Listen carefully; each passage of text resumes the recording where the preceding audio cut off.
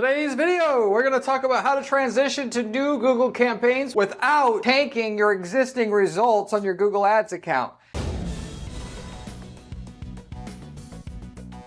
This is something that comes up quite a bit at our firm now and the consultations that I do with clients. How do you actually, Corey, start a new campaign and then, that's supposed to be meant to replace the old campaign that's not set up very well without actually going over budget or interfering with the results on the existing old campaign so I can transition to a new one.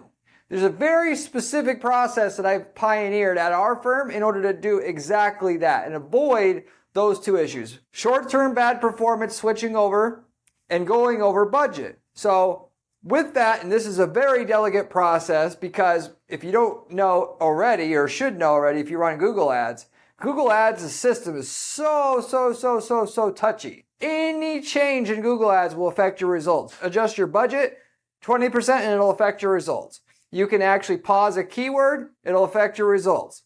Every change you make in your account needs to be well thought through.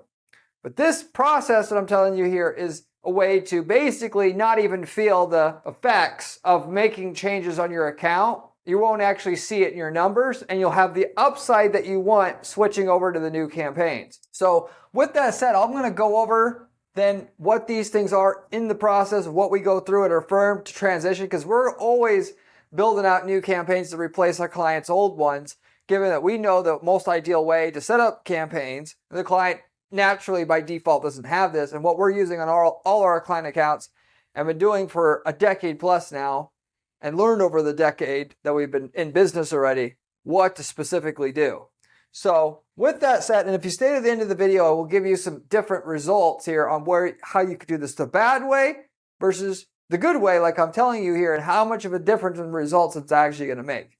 So stay tuned for that. Before I get into the content though, I am Corey Zyman, owner of Guaranteed PPC, an online advertising agency that specializes in guaranteeing results for our clients. That is, we do not charge our clients management fees before we actually charge fees. And the idea being that the fee that you pay is actually offset by the sales, and that is also increase in profits that what we're doing for you brings in. Ultimately, we're the only agency on the planet who offers any kind of contingency guarantee like this, which should tell you something about the quality of information on this video.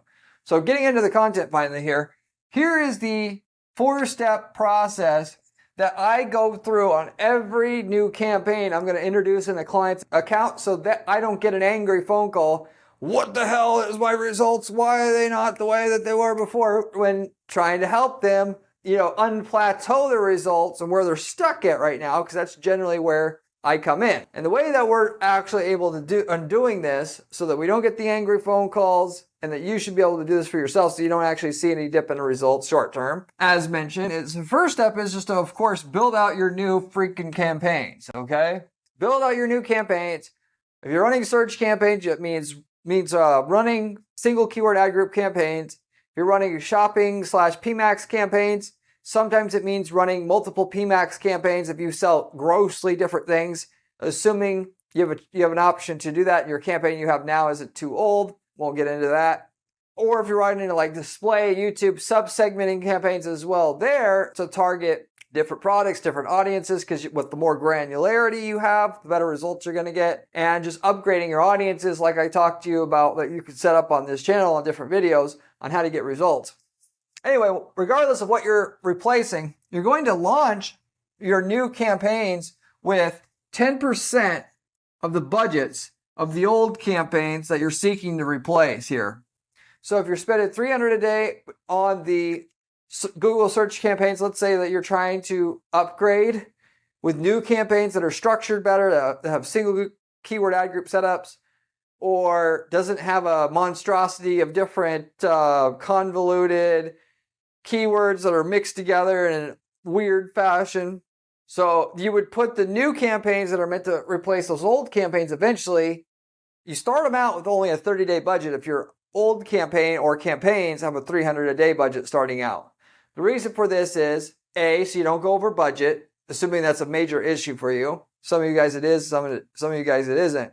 But more importantly, that you don't affect your results short term, because a lot of people think that I'm such a magician with Google Ads, I can set up a new campaign, shut off the old one right away, and then boom, we're going to have a fantastic result from that. That is not the case at all. Not at even a tiny bit true. Because the algorithm actually drives the results on your ad account about 80%. Or 80% of your results is based upon past history and buildup of data in your account. So an old campaign that's set up unideally will do better than a brand new campaign set up ideally. It could be literally a 2 out of 10 setup campaign. I set up my 10 out of 10 campaign to run it and beat it and eventually replace it. If I switch out immediately, turn off the old campaign and then turn on the new campaign right away, the results are going to be 20% of what I had before, assuming that old campaign was running for years already. Okay, it makes that much of a difference, which is, it shocks a lot of people, but that's literally how the system is designed now. So with that, if you set a low budget on your new campaigns initially, assuming that they're targeting the same keywords now, what the system is going to do is Google is going to see, okay, both of these campaigns have the same keywords in it. Which one should I run for these searchers? And ultimately what Google does, as we found, is they're going to split test, both firing the ad off for both campaigns that have a same keyword in it. And it ultimately is just going to find out what one performs better, which one gets the higher click-through rate, which one gets the higher conversion rate, because those are the two things Google care about above all else, because they want people to get a good experience out of ads, so they're more willing to click on ads in the future. And so ultimately, they're going to grade your new campaign. It's an algorithm. It doesn't know how to grade results like that on a small amount of data, and it's not designed to. It's only designed to make big bets on things once it's 100% clear, or virtually thereof, that this campaign is going to perform well. So you give it a 10% of your ad budget your old campaign has had. It'll give you a little bit of data to start split testing that new campaign that you've got. Understanding that it's going to take longer to get built up. Yes, it's downside of this is you can't transition to a new campaign quickly. So if you weren't getting results with your old campaign, then switching over quicker there wouldn't be a downside necessarily to it, even though you may not have good results with the old campaign, but the new campaign can actually be even worse because it doesn't have any data behind it. But the 10% budget rule will make sure that, because Google will understand how to run this old campaign, it figures out, like, if you're targeting the keyword red shoes, what portion of that red shoe traffic actually convert? Which part of it doesn't? And that's where the 80% of your results comes from on that campaign. So when you have the new campaign which doesn't have any of that figured out yet, okay, the performance on the new campaign is going to be garbage. And you're going to say, well, I don't know if this new campaign is actually very good. But the reality is, which is why it pays to work with somebody who knows what a good campaign looks like if you're going to go ahead and do any of this, because every change has a downside short term. So when you do something, you can see it through, go through the negative volatility in your results so you can get the upside. The old campaign is going to run poorly at the beginning, but you'll limit your losses on the old campaign to 10% of your budget, which means you won't feel the loss that you're getting, but you still are going to be able to get the long-term upside once the new campaign has actually run long enough. I call it my 10% rule, by the way. At all times in an ad account, I'm going to be spending 10% of my ad budget on stuff that is speculative or needs time to get to where it will work. Whether that be a display campaign, YouTube campaign, whatever, so I can get to the next level on a consistent basis. 10% of my account, I'm not expecting a return on, because I know if it runs long enough, with the right fundamentals in place, Google's algorithm will eventually find the customers that I'm looking for. Then I can add that to my stock of campaigns that do produce a net positive ROI for our business. So I can do another 10%. I can take my 10% and delegate it to something else, and then you keep doing that again and again and again. This is actually the same thing, except in this case, the 10% is going to new campaigns that are replacing old ones, instead of new campaigns targeting new visitors. So the 10% rule applies to this. The new campaigns with the 10% of the budget of the old campaigns. Then you're going to wait for the ROI on the new campaigns to match the old campaign. So like I said, there are situations where a new search campaign set that we created for a client will take 6, if not up to 12 months to do as good as the old campaigns that we're seeking to replace, because that's just the way that the system works.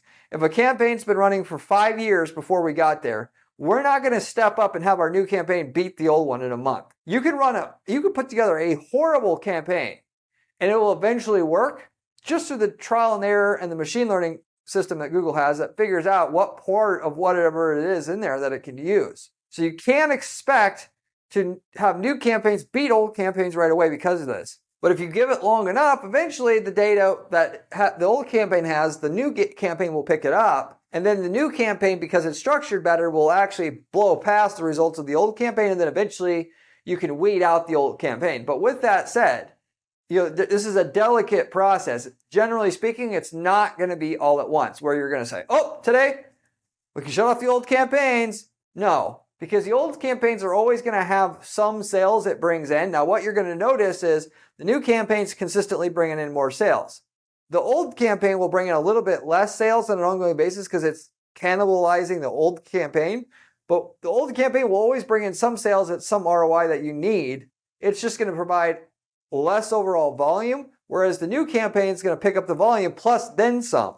If you need a 300% ROAS on your search campaigns to be profitable, your new campaign on the budget that has 10% of the budget that the old campaign has, once it has a 300% ROAS, that's the time where you're going to, number 4 in the process here, raise the daily budget on the new campaign, whatever it's recommended.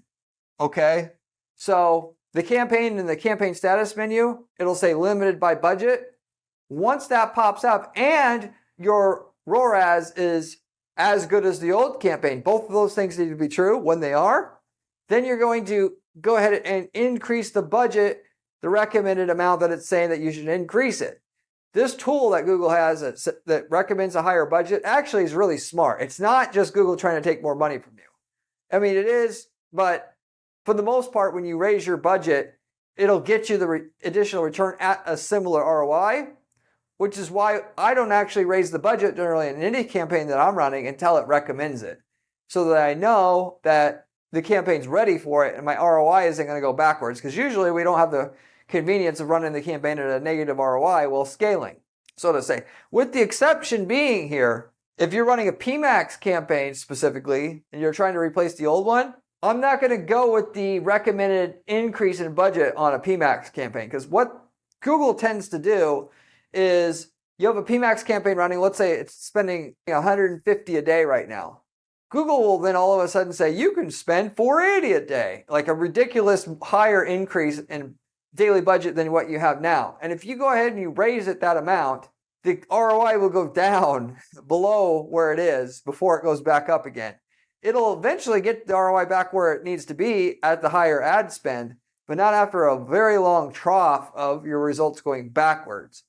And when I say PMAX, I mean PMAX promoting items, not services. I don't recommend running PMAX for services. If you watched any of my other videos, you will have heard me say that, because it is easier to run regular search campaigns for services than run search campaigns through a PMAX campaign. And it's just a lot more efficient. But PMAX for products, it takes the algorithm a long time to find more profitable placements for a product than it does a service. And especially with the PMAX campaign that doesn't have as good a guardrails around where your ad shows up ultimately. So I'll raise only the daily budget when it says I can now raise it, the daily budget. It's recommending a higher daily budget on a PMAX campaign.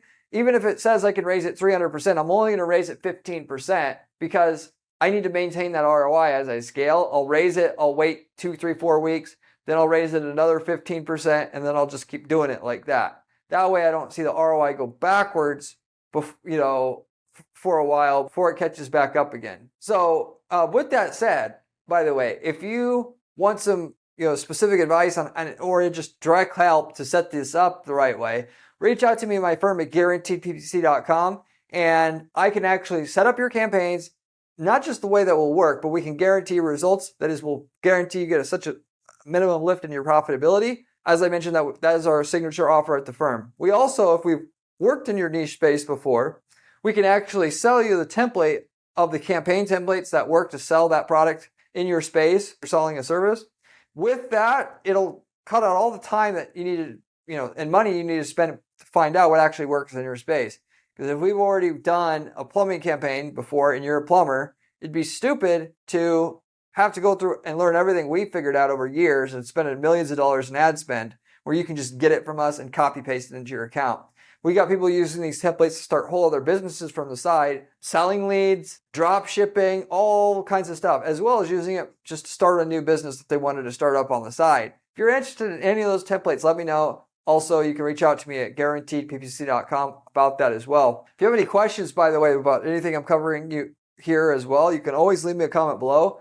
I get back to every single person who leaves me a question or comment on this channel, usually within 24 hours time. Beyond that, that is the 4-part process for transitioning in new campaigns to your account that's, been running a long time. If you've been only running an ad for like 3 weeks and you're seeking to replace that campaign, you don't need this process because you're not preserving any of the results that you have that were built up through the machine learning and the data acquisition process that those campaigns generated. On the flip side, the longer you've been running a campaign, the more critical this process is. There's a downside of it taking longer to transition over to your new campaigns. That can give you a lot more results because they're built better. If you wanted to reach $10 million a year as quick as possible, you would just shut off the old campaign, turn on the new one that you have. You'll feel the hurt for a while, and then you'll get to your end goal sooner. But if you are like most of us who have to bootstrap your business, you can't do that, and you have to use this process here so that you can transition to something that's better while not losing money in the process per se. Not enough, at least, to drop you into a negative ROI position. With that said, okay, if you like this technique and you want a lot of other similar techniques, I've got tons of them on this channel. You should subscribe. The information I give you on this channel is unique because I spend 40 hours a week doing ad testing and strategy at our firm to give you on the weekends whatever itself that is working ultimately. And most of the information you're going to find on YouTube about how to do ad strategy on Google, Facebook, and the like, it's given to you by people who don't really run ads, or they have somebody else run ads and they're just trying to make money off of ad spend or whatever, or get clients, or stuff that they don't personally do. This is stuff this is my full-time job to do ad strategy at our firm, and I work on dozens of accounts. So if you're going to learn from anybody, you want to learn from the information on this channel first, at least. Furthermore, also, I've got a great blog on my site at guaranteedppc.com/blog. If you like the strategies here, you're going to like how I laid them out on the blog with screenshots, with all the instructions, everything you need to use them. So you should check that out as well. But as far as the way that this can go, the way I mentioned to do the transition of old campaigns to new campaigns for yourself, this can go bad or good based upon how you did it. Now, we had a situation where we had a window company where the client insisted that we run the new campaigns for him right away instead of the old campaigns, or just writing with the old campaign side by side with the new campaigns. And I told him over and over again, do not do this because it's going to take most of the results you have and totally wipe them out. And I mean completely wipe them out because of the data that he had built up on those campaigns for over a year already at this stage. Because what happens is I pitch the new campaign structure so much, they get excited about it. And then when it comes time to release it, they're so excited to see the results from it. They think that it, despite telling them the warnings, that this is just going to pick up sooner. Ultimately, I'm in position to tell you what's going to happen, but it's still your account. You're the final decision maker on what happens on your investment. All I can do is tell you what's going to happen. It's going to happen, and that's it. So we went ahead and shut off the old campaigns, turned on the new ones. The new campaigns got about 10% of the leads that the old campaigns were generating already at the cost per conversion we needed them, because we couldn't run the new campaigns at a higher cost per conversion because it wasn't profitable. Which if we could, then it wouldn't be quite as bad. We would still get a lot of leads, but they would just be at a higher cost per lead. In this situation, we were getting the leads that we wanted, but it was 10% the level what we had before, even though the campaigns were set up easily as 3 times better than the old campaigns because we use single keyword ad groups. That gets click-through rates that's more than double than what we had before, and in that case it did. And the conversion rate was better because we can use different landing pages for different parts of the city that we're targeting. So if they're from Long Beach, California instead of LA, we could say Long Beach on the landing page, we could say Long Beach on the ads. Okay, so that is what will happen there. Now, that said, we were able to recover fairly quickly from that I told them what was going to happen. We did it. It happened, essentially. I told them we could reverse this and do it my way, or we could just hold the course. And probably in 90 days, this thing will turn around and be at least as good as what we had before. That's what the client ended up saying, that let's just go ahead and stick with the plan, so to say. And that's what happened. And our eventual results were 5 to 10 times higher than what we started with within the next 18 months of breaking in those new campaigns fully. And that's the type of time frame it takes to beat old campaigns when they've been running for years already. But the upside is fantastic, okay, once it obviously gets broken in. And then with that, with single keyword ad group campaigns, it takes even longer to break in new campaigns because you've got many keywords in a campaign, and each keyword needs a certain amount of data for Google to really give it credit for what you've done. That is, you have a good ad, good landing page for that keyword and so forth.